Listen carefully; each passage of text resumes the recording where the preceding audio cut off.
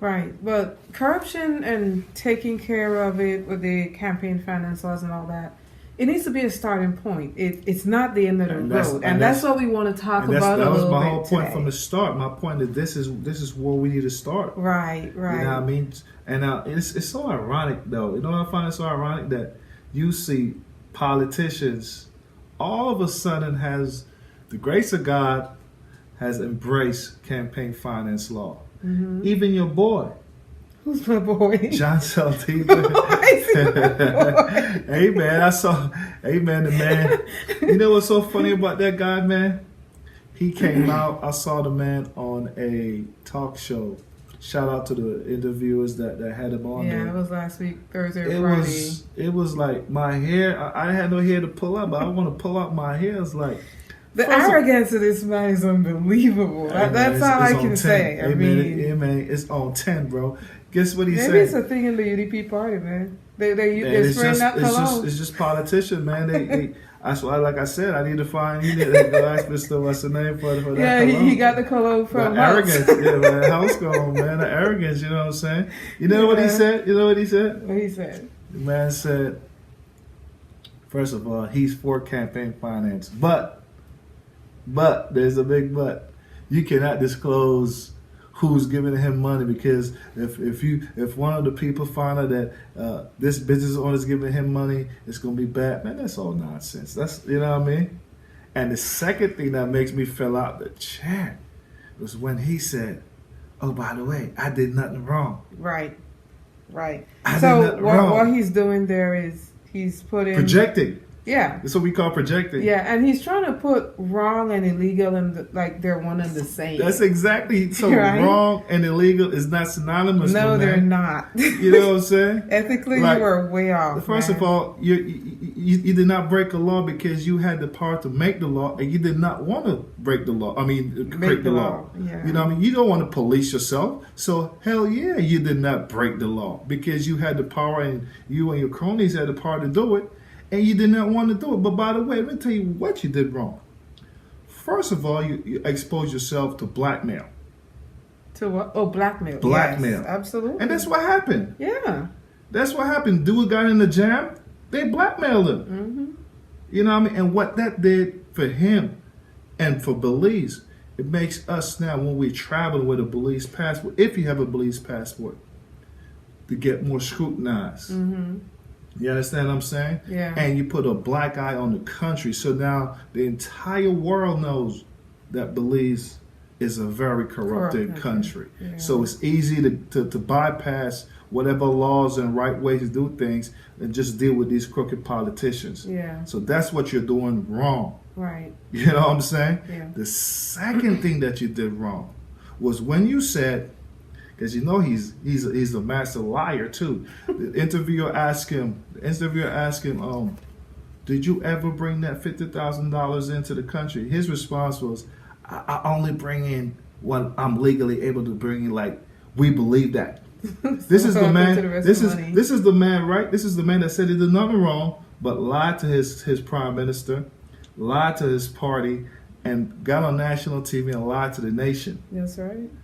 And now you want me to sit here and give you the benefit of the doubt that you actually only bring in the set amount that's needed by law, when you and I know that these politicians coming into the country don't even get their bag checked. Right. Period. Well, he was the one who was looking for that money. He was practically begging for that money. Like, I need it. He instigated on it. Yeah, like, I need it. So now you're going to go there, get it, and not bring it? Yeah, come on, man. Like, we ain't stupid, man. But again, this that flagrance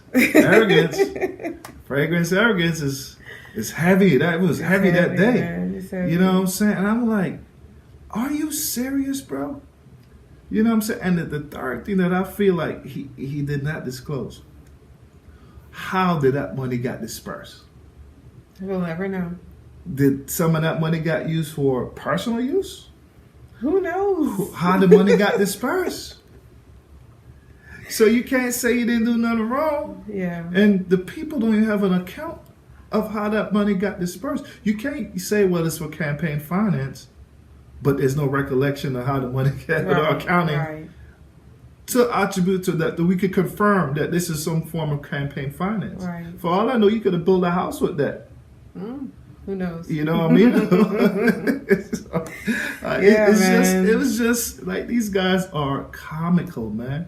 They're comical to the 10th degree, and it's like I don't really think people understand that they're playing people for the fool, and people are sick of it, man. And they're all doing it. I mean, both parties. Both parties. So we saw the PUP had their rally. Was it a rally? What was it? Demonstration. They came out after the unions and they went in and did their thing. They claiming that they were comical strong. too. That was to them super comical. That was comical when I saw the guy today talking about he got paid $15. They promised him $50.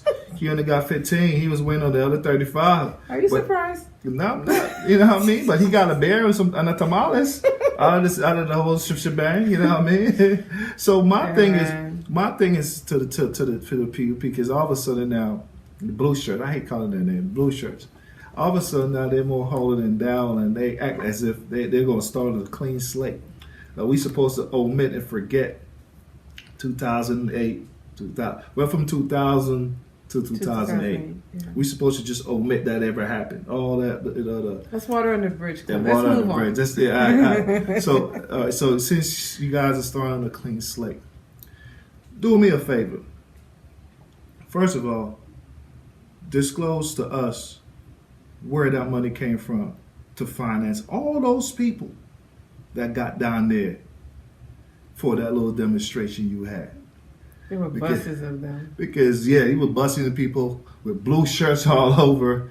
And like my man said, he got a little tamales and a bear. And dropping 50 here and there. And dropping 50 here and there. See, well, that's her problem. Accepting these $50 here and there. So please disclose, since you are now embracing the anti-corruption, you are now the force behind the anti-corruption movement.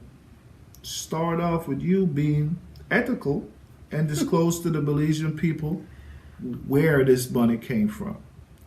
You know what I mean? Since you embrace campaign finance laws, start with yourself and disclose where this money is coming from.